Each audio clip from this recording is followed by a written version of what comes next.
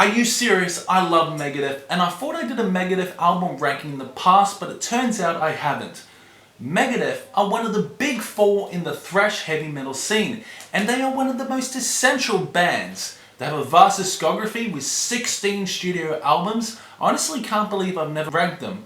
Well, this changes now. Megadeth, in my opinion, has a hit and miss discography. There are some masterpieces, and then there's the not so good albums. In fact, I'm just going to be honest, I like all of these albums, but some are better than others. So in ordinary fashion, we are ranking from the very worst to the very best. First of all, let's talk about this amazing band in depth. Megadeth is an American heavy metal band formed by guitarist vocalist Dave Mustaine in 1983.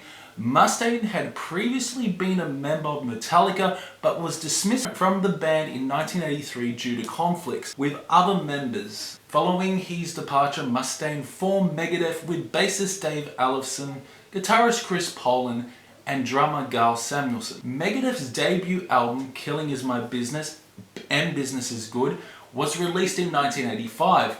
The album gained attention for its aggressive thrash metal sound. The band faced financial difficulties and internal conflicts that led to lineup changes.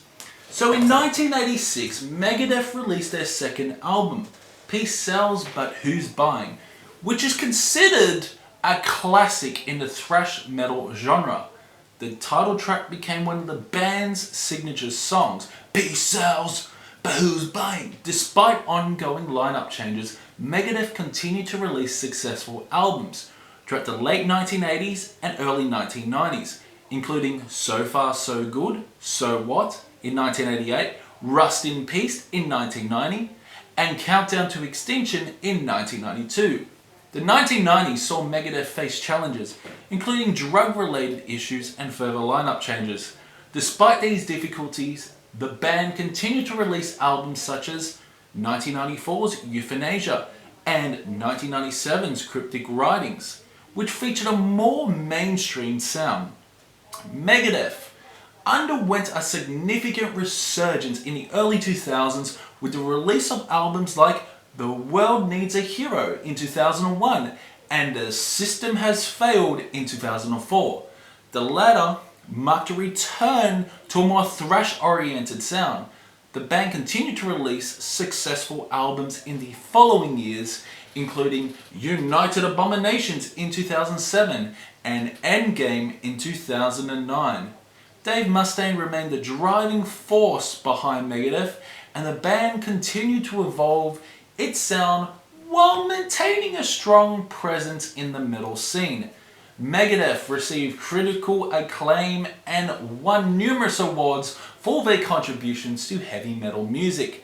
The band's lineup continued to change over the years, with Mustaine's and Ellefson's being the most consistent members. Megadeth's impact on the thrash metal genre and their enduring legacy have solidified them as one of the big four alongside Metallica, Slayer, and Anthrax. So, there you are all caught up. Now let's rank their discography. So, coming last is Super Collider. Super Collider by Megadeth was released in 2013. Faced criticism for deviating from, the band's thrash metal roots towards a more commercial sound. The title track in particular was faulted for its radio-friendly rock style. It's also highlighted concerns about the album's lyrics, which were perceived as less political charged and socially relevant compared to Megadeth's earlier work. So to me, I find the album inconsistent, lacking cohesive musical identity. This is an album I don't really go back to. I've heard it a few times, but this is just generic mainstream rock. Even Dave's vocals aren't that good on this. It's just not a very good album. This album can get in the fucking bin. Next up is Risk. Risk by Megadeth, released in 1999, is a controversial album due to its departure from the band's thrash metal roots. They incorporate alternative rock and pop elements, a commercial focus that diverges from Megadeth's traditional sound, a lack of musical consistency, and the abandonment of thrash metal elements that define the band's early success. But to my surprise, I tend to enjoy this album with songs like Ecstasy, Wanderlust, and Insomnia which is a fucking banger. The production on this is very good, and yeah, it's more the mainstream, but Risk shouldn't get as much hate as it does now. Megadeth were experimenting on this album with Dave's vocals, and the guitars were interesting throughout Risk. It's a fun album, but it sits here because there are other better albums in Megadeth's discography than Risk. Next up is The World Needs a Hero, which is Megadeth's 9th studio album released in 2001. This album marked a return to a more traditional and heavy thrash approach, a more thrashy approach sound after previous experimental releases. Featuring lineup changes and a reunion of key members, the album received mixed reviews. I love how this album has a heavier sound, with notable tracks like the title track, Disconnect, which is a banger. The soaring guitar solos are brilliant on this, and the vocals are very good. It's a heavy album by Megadeth, but unfortunately I don't really return to this album as much as the others I'm going to mention.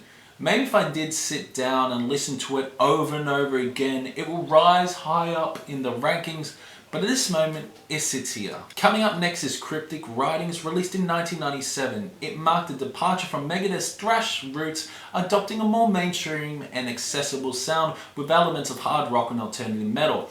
I really enjoyed this one. The production is very good, but there are some just average songs on this. It's very diverse, dabbling around with many genres.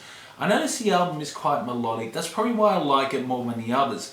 But who can forget the song Trust and Almost Honest? The album showcased Megadeth's experimentation, willingness to explore different musical directions. Overall, Cryptic Writings, I'm a bit torn with this one. It should be a bit higher, I think, but I'm just going with my heart here. So it sits here. Next up is a new album released in 2022, The Sick, the Dying and the Dead. The previous album was a banger, which I will mention later on, but this album is also very good.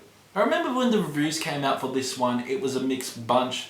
Some people loved it and some people hated it and thought it was a generic. The guitars on this are amazing, the riffs and melodies in some of these songs. Mission to Mars is one of my favourite songs off the album. Killing Time, which is an all-out thrasher. This is another heavy album by Megadeth, and I think this album will be appreciated more once it ages like fine wine. Dogs of Chernobyl, killer track, and the drumming on this is spectacular with intricate cymbal accents and infectious drum fills. Yeah, this album is awesome, but because it's new, so new it sits here, who knows, maybe in the next 20 years it'll rise in the top 10. Questy is going to kill me here. Next up is 13. 13, released in 2011, is Megadeth's 13th studio album and marks the return of bassist David Allison, reuniting him with frontman Dave Mustaine. I love how they return to the traditional thrash metal sound, and there's just so much energy, strong guitar work, and overall revival of the band's classic style. Who can forget the heavy thrasher Public Enemy #1, Sudden Death, Millennium of the Blind? Overall, I feel that 13 showcases Megadeth's ability to deliver a powerful album after a period of experimentation with different musical styles. This album is a banger, and it's such a fun album from start to finish. The guitar licks, the solos, and the drumming is just on par to make 13 a good album. Next up is Endgame, released in 2009. It's Megadeth's 12th studio album. What I love about this album is that it's a return to a more aggressive and thrash metal orientated sound reminiscent of the band's earlier works. This album is very political driven, with thrasher songs like Head Crusher and The Right to Go Insane. It's got technical proficiency, strong songwriting by Dave Mustaine. The guitars are brilliant on this, and there are just some fast-paced songs. Prepare to be amazed by the mind-blowing solos that will leave you in awe, melting your face while you find yourself standing in a puddle of your own astonished expression, helplessly sprawled on the floor. This album is so fucking good. I'm tempted to put this higher. What should I do? Nah, it stays here. Next up is United Abominations, released in 2007. It's Megadeth's 11th studio album featuring a blend of thrash and traditional heavy metal elements. Lyrically, the album delves into political and social issues with a focus on war and corruption. This and Endgame are so close, marking return to a more metal-oriented sound after experimental releases. Songs like Sleepwalker, Washington's Next, and Gears of War, so fucking good. I love the vocals on this, and I feel like the vocals on this are slightly better than Endgame's. The guitar work is just slightly better as well in my opinion. Blessed Be the Dead, an absolute banger. The self-titled track, so damn good. Yeah, this is a very good album. So next up is controversial Euthanasia. Euthanasia, released in 1994, is Megadeth's sixth studio album. Departing from their thrash metal roots, the album embraces a more mainstream sound with elements of hard rock and heavy metal. The reason why it's so high is because I love the lyrics. The songwriting is fantastic on this. This was in fact way lower than it is now when I first explored Megadeth. Lyrically explores themes of aging, disillusionment, society issues. It is definitely softer than previous albums before this one, but fuck me, you have songs like Reckoning Day, Train of Consequences, and the title track Euthanasia. Not to mention a tout le monde melodic chorus that's infectious.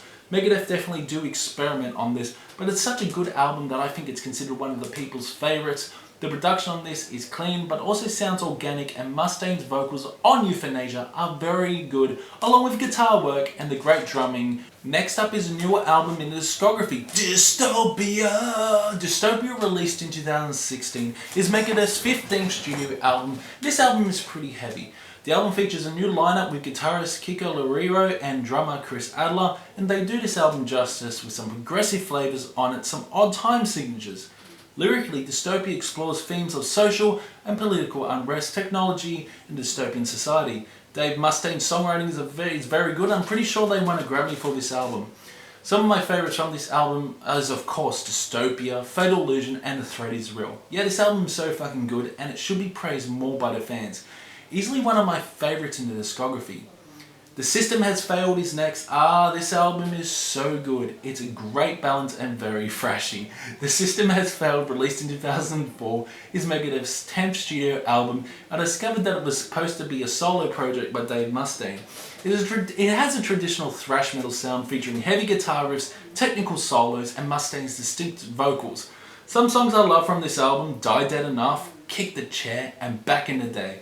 The solos on this are so good. It's fast and energetic with some great melodies to the songs. It's so high because it's so fucking good. It's a fucking banger, and you have no rest until the final second. So we're down to 5 albums left. Whoa, this is hard. I love all these, but I have to say Killing Is My Business and Business Is Good. Killing Is My Business and Business Is Good is Megadeth's debut studio album, released in 1985. There's an aggressive and technical thrash metal style featuring fast tempos, intricate guitar work, and Dave Mustaine's sharp vocals. There's a cat there.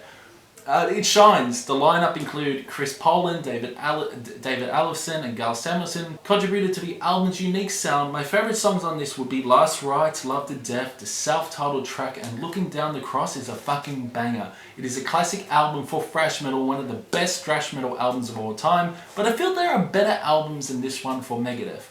Peace sells, but who's buying is Megadeth's second studio album, released in 1986, and is widely considered a thrash metal classic. The album addresses political and social themes with sharp and thought-provoking lyrics. It showcases Megadeth's technical prowess. I love the intricate guitar work and rapid-fire drumming. I love the title track, Peace Sells. It has become an iconic anthem.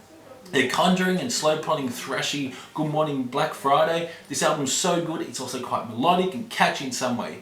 Ripping guitar solos and the drumming is fantastic on this. Next up is So Far, So Good, So What? Right, this album's so good. Dabbles with a lot of progressive flavour, but still very thrashy. One of the classics in the discography.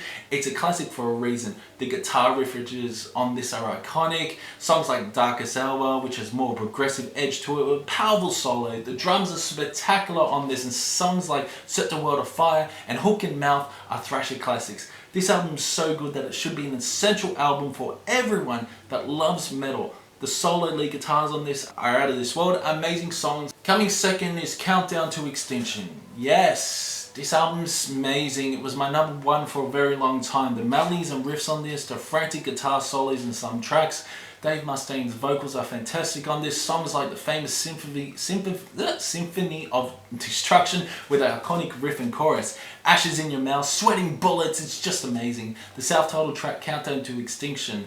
This Was My Life is fantastic. So many amazing tracks on the record that is easily second place for me. The production has an organic sound to it, the guitar tone sounds amazing, and the snare from the drums have a great tone to it. Yeah, this is one of the best.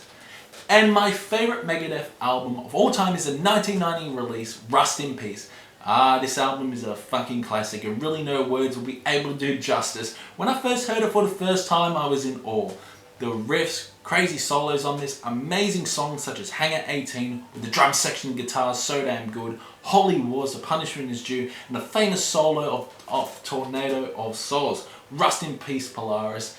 Every song on this album is memorable, and of course Take No Prisoners is such a fun anthem. This is the most cohesive sounding Megadeth album in my opinion. Dave Mustaine's vocals are fantastic on this, and so is his ecliptic guitar work. The drums are infectious in tone, and the whole album sounds amazing. Yeah man, this is the best Megadeth album, hands down. It has to be one of the greatest thrash metal albums of all time. Rust in Peace is like a 10 out of 10, an absolute masterpiece. So yeah, there's my ranking. Hope you guys enjoyed it. I hope you guys are furious with my ranking. Sound your comments down below. It's been fun, and I will see you in the next one.